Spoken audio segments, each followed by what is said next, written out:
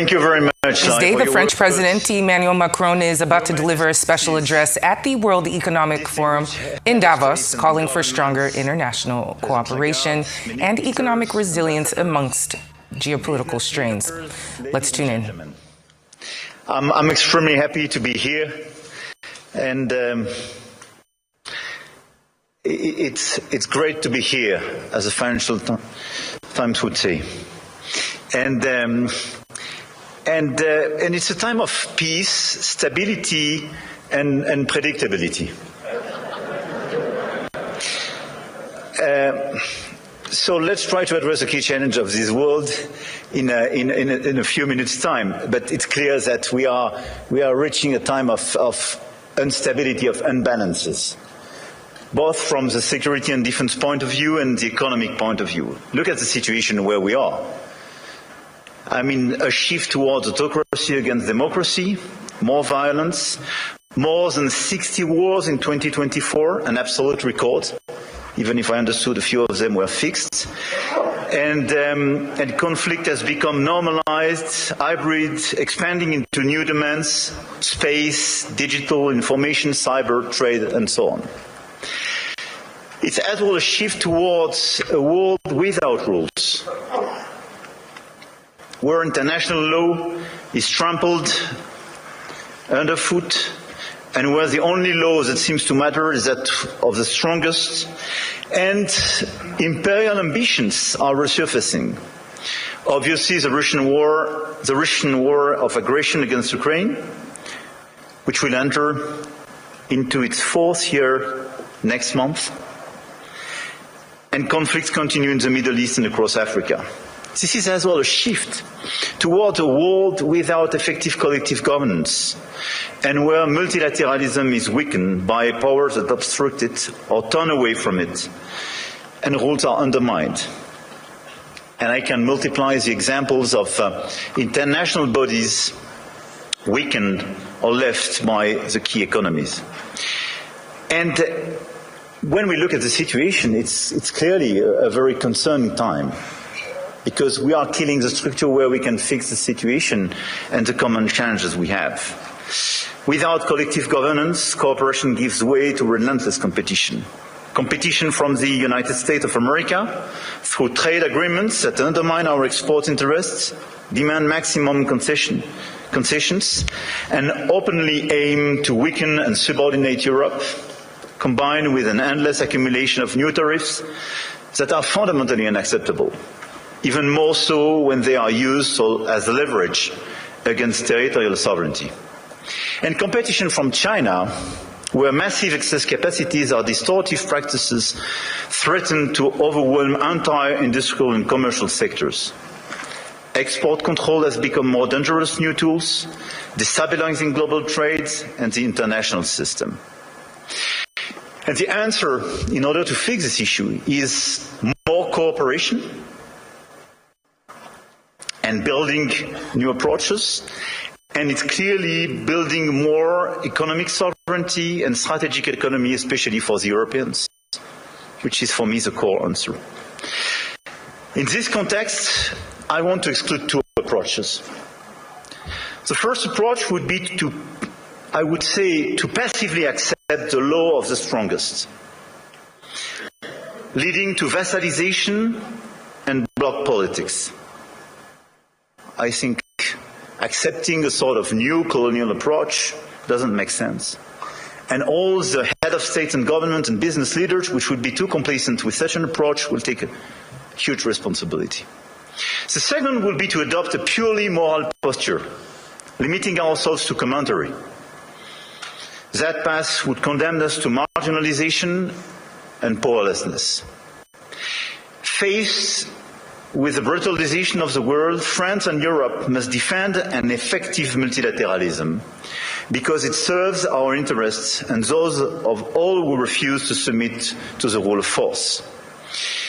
And for me, the two answers are, on one side, more sovereignty and more autonomy for the Europeans, on the other side, an efficient multilateralism to deliver results through cooperation.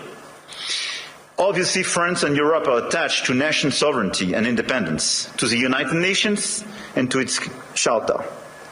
And it's not an old-fashioned way to live multilateralism. It's just not to totally forget what we learned from the Second World War and remain committed to cooperation.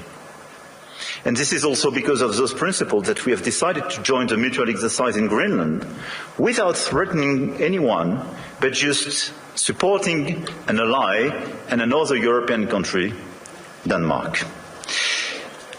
Facing this order and this new situation, this year France holds the G7 presidency with a clear ambition to restore the G7 as a forum for frank dialogue among major economies and for collective and cooperative solutions. Trade wars, protectionist escalation, races towards overproduction will only produce losers. This is why addressing global economic imbalances is our key priority. And if we look at the situation, the current imbalances are due to some key phenomena, and we all have to deliver our own agenda. This includes American overconsumption, Chinese underconsumption and overinvestment, and European underinvestment and lack of competitiveness. And these imbalances are also reflected in development gaps, by the way, and we can no longer settle for aid that neither delivers sufficient result nor enables countries to escape poverty. So our objective through the G7 is to demonstrate that the world's major powers are still capable of reaching a shared diagnosis of the global economy and committing to concrete actions. Cooperating is not about blaming others. It is about assuming one's share of responsibility and contributing to solutions. So the objective of this G7 will be to build this framework of cooperation in order to fix the roots of these imbalances and restore efficient convergence and cooperation through multilateral frameworks.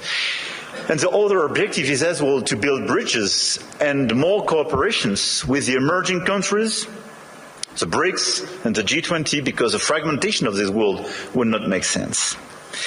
Here, this point is for, I would say, the global agenda and how the our G7 agenda. On the other side, we have the European answer. And for me, Europe clearly has to fix its key issues: the lack of growth, the lack of GDP per capita growth, and the three pillars of our strategy in order to deliver more sovereignty, more efficiency and more growth would be based on protection, simplification and investment.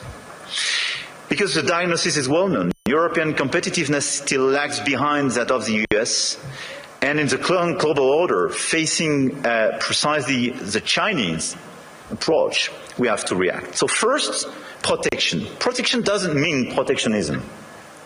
But today's Europeans are too naive. This is the unique market open to everybody without checking level playing field.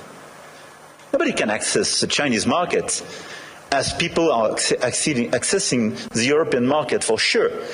But even if you take the US and a lot of other countries, the level of protection does exist for investment and trade. And the Europeans are the only one not to protect their own companies and their own markets when the other countries doesn't respect level playing field. This is why we have to be much more realistic if we want to protect our chemical industry, our industry, from the automotive sectors to a lot of others, because they are being literally killed by the lack of respect of a normal framework and level playing field. Europe has very strong tools now, and we have to use them when we are not respected and when the rules of the game are not respected, by the way. The anti-coercion mechanism is a powerful instrument, and we should not hesitate to deploy it in today's tough environment. We must also advance the principle of European preference. There is a North American preference in your market. There is no European preference today. We are progressively creating it, and in the latest documents and decisions taken by the decisions, we do have the first examples of that, but this is extremely good. And we are currently aligning closely with Germany to deliver an ambitious and simple framework. And this is a decisive project, and I count on the European Commission to present a proposal as well by early 2026 with the highest possible level of ambition in order to deliver, I would say, across the different sectors, the principle of European preference. This is a necessity. We must act on imports as well regarding this protection issue. And in the context of escalating trade tensions and Asian overcapacities, Europe must strengthen its trade defense instruments, including mirror measures to enforce regulatory standards, and we must improve the quality and added value of foreign direct investments, targeting projects with strong export potential. And this is core for the rebalancing with China. China is welcome, but what we need is more Chinese foreign direct investment in Europe, in some key sectors to contribute to our growth, to transfer some technologies, and not just to export towards Europe some devices or products which sometimes don't have the same standards or are much more subsidized as the one being produced in Europe. It's not being protectionist, it's just restoring this level playing field and protecting our industry. So from safeguard clauses to mirror clauses to European preferences and incentives for more FDIs, this strategy is absolutely key. And in parallel, protecting our economies will also require a resilient strategy on both imports and exports to de-risk supply chains, particularly for raw materials, rare earths, semiconductors, chips, and to diversify our trade partners. The second pillar of the European economy and the European strategy should be simplification. And when I speak about simplification, we started with CSRD, CSDDD, and we have to do much more on different sectors, and we did it during the past few weeks on automotive, and we have to do it on chemical, digital, AI, banking, and so on. And the core of this simplification is sometimes to get rid of some recent regulations when they desynchronize in a certain way the European Union in comparison with the rest of the world. But we have as well to accelerate the deepening of the single market. On all these sectors, the 450 million inhabitants and consumers market should be the domestic market of all the EU companies. It's not yet the case as long as you have complexities. In doing so, we must ensure respect, technological neutrality and non-discrimination within the European Union. This is another pillar, another point of simplification. Neutral approach in terms of technology and non-discrimination. We discriminate during such a long time between the different sources of energies. It's counterproductive for the Europeans themselves. Companies have a role to play, and we must act, and you must act. And clearly, you must help identify and concretely help us to simplify where it is needed. But for me, this agenda of simplification is not a matter of discussion, but just implementation, speed and scale. The third pillar of the European strategy for more competitiveness and more autonomy is based on investment and innovation. We have to invest much more. If there is a GDP per capita so different between the US and Europe, 65% to 70% of the explanation is due to the difference in terms of innovation. And the US was much more innovative because of public and private investment. So in our budget for the months to come, because we will negotiate during the years, this year in Europe, we have to invest much more money in the critical sectors where the innovation will be made. AI, quantum, green tech, but as well defense and security. The size of our common budget is not the right one. We have to invest much more money in order to be much more credible and accelerate this innovation agenda. But at the same time, if you look at the situation, we don't have sufficient private investment, and this is one of the main differences. We do have the savings as the Europeans, much more than the US, by the way. But this saving is overinvested in bonds and sometimes in equities, but outside Europe. So this is why the top priority should be securitization program. It is prepared, we have to accelerate the implementation. And second, capital market union. Precisely in order to have more integration and simplification, but to have an efficient capital market union in order to invest much more money and use our savings to be invested on innovation and equity in Europe. This agenda for me is our top priority, both the global and the European one. And it is to be implemented in the months to come, because everything is about acceleration. And France is committed to deliver this agenda. We work very closely with our key partner.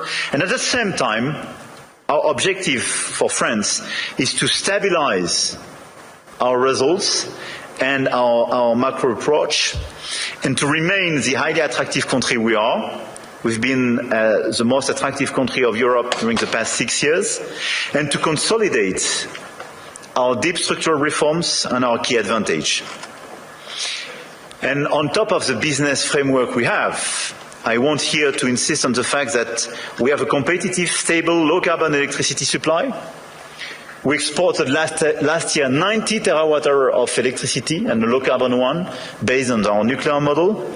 We have world-class innovation and research capabilities, and we will improve them.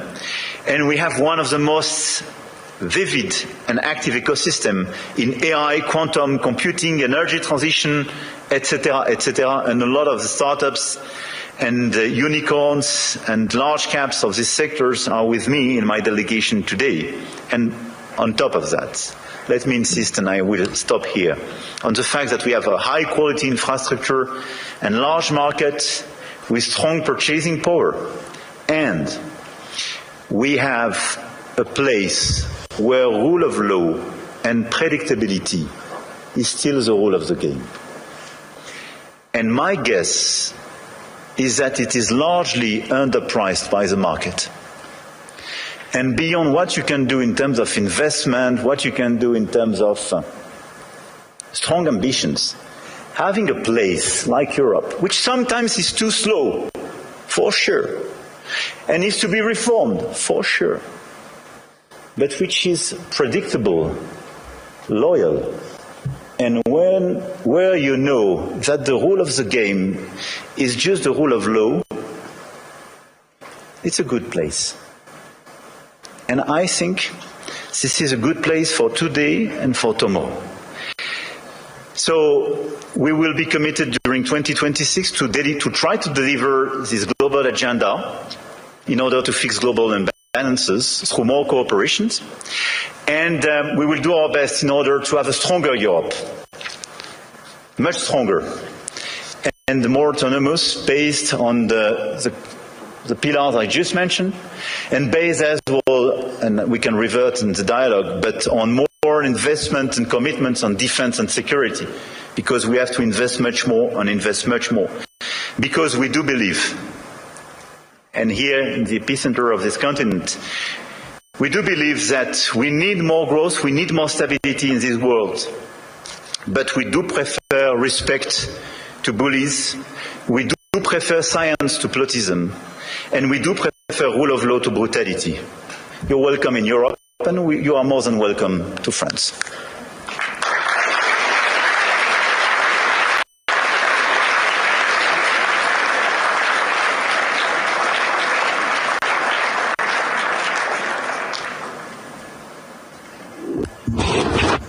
What I'd really like to ask you is, how's your last few days been? But importantly, though, you framed out an economic direction for France and for Europe. If you had to prioritize to transform France and Europe as fast as possible. You close saying, yes, we are slow, yes, but what can we do right now to really accelerate it, to broaden the economies across Europe, that we have more participants? Is there any one silver bullet that you could do to really accelerate that type of growth? I don't think there is one silver bullet, but I think on the very short run, given the situation in some critical sectors, I think the European preference is a necessity because we are desynchronized with the others. And the second one is clearly a big bunch of simplification. The 28th regime, which is being prepared by the Commission, and the deepening of the single market is key. And this is why I insisted on capital market union. I think if we deliver European preference and capital market union, here are two game changers. Well, I've been talking about the capital market union in Europe as one of the major hindrances compared to the U.S. And so, yes, but I do believe, as we witnessed starting last year, we're starting to see it accelerate this year, you're starting to see more international flows coming back to Europe. And so that is beginning, and so I do believe that will accelerate. But in terms of priorities, if you had to tell the Commission what should they be more swift in terms of transforming Europe faster, so it can compete with the U.S., compete with Europe, and exceed China and China and the U.S. Look, I think this is the discussion we have clearly with the Commission. We will have an informal summit in February focused on this topic. Everything was largely drafted by both Letta and Draghi's reports and is well known. I think the difference is that Draghi was before. That was the French President Emmanuel Macron delivering a special address at the World Economic Forum in Davos. He called for stronger international cooperation and economic resilience amidst rising geopolitical strains.